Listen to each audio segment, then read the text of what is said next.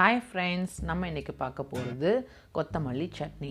South Indian ஸ்டைலில் எப்படி செய்யணும்னு பார்க்கலாம். இது தோசை, இட்லி இதெல்லாம் சாப்பிட ரொம்ப நல்லாயிருக்கும். பூரி சப்பாத்தி கூட சாப்பிட்லாம். இதை நான் இப்போ பண்ணுற சட்னியை 2-3 டேஸ் கூட நீங்கள் ஸ்டோர் பண்ணி சாப்பிட்டுக்கலாம். நீங்கள் சாப்பிடும்போது மட்டும் லைட்டாக சூடு பண்ணிவிட்டு சாப்பிட்டுக்கலாம். ரொம்ப டேஸ்டியாக இருக்கும், ரொம்ப ஹெல்த்தியானதும் கூட. கொத்தமல்லி டைஜஷனுக்கு நல்லா ஹெல்ப் பண்ணும். நீங்கள் நான்வெஜ் கூட சேர்த்து சாப்பிட்லாம்.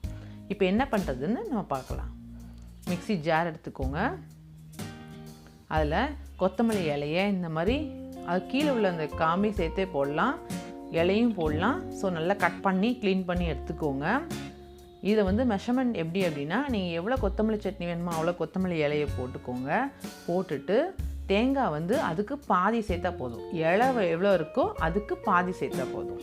ரொம்ப அதிகமாக கோகோனட் சேர்க்காதீங்க, ஏன்னா 2-3 டேஸ் ஸ்டோர் பண்ணலான்னு சொல்லியிருக்கேன். அதனால் இப்போது மிளகாய் காரத்துக்கு ஏற்றாப்பில் போட்டுக்கலாம். நான் இங்கே 2.5 மிளகாய் சேர்த்துருக்கேன், கொஞ்சம் பெரிய மிளகாய் தான். வெள்ளைப்பூடு கண்டிப்பாக சேர்க்கணும் 4, அப்போ தான் இது டைஜஷனுக்கு நல்லது. சிக்கன் கூட சேர்த்து சாப்பிடலாம். இந்த சட்னி செம்ம டேஸ்ட்டாக இருக்கும். புளி கொஞ்சம் நார்மலாக நீங்கள் தேங்காய் சட்னிக்கெலாம் போட்டதை விட கொஞ்சம் கூடையே போட்டுக்கோங்க.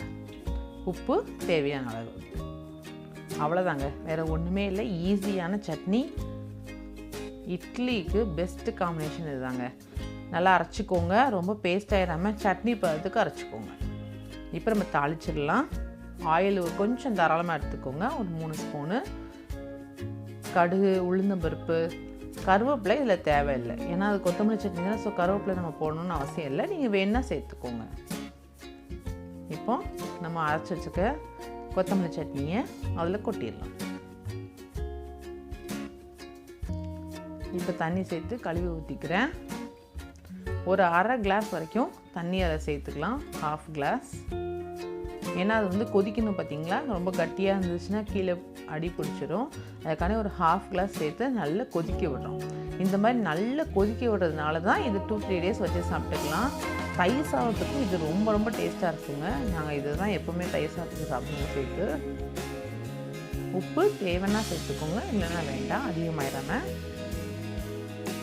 இப்போ சிம்மில் வச்சு கொஞ்சம் மீடியமுக்கு மாற்றிக்கோங்க. அந்த மாதிரி வச்சுக்கோங்க, ரொம்ப ஹையில் வைக்க வேண்டாம்.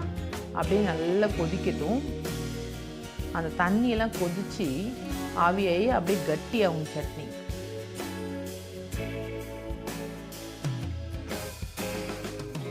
நல்லா கொதிக்குது பார்த்தீங்களா, அந்த மாதிரி கொதிக்கணும்.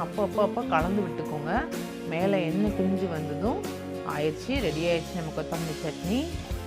செஞ்சு பார்த்துட்டு எப்படி இருக்குன்னு கமெண்டில் சொல்லுங்கள். Bye bye friends.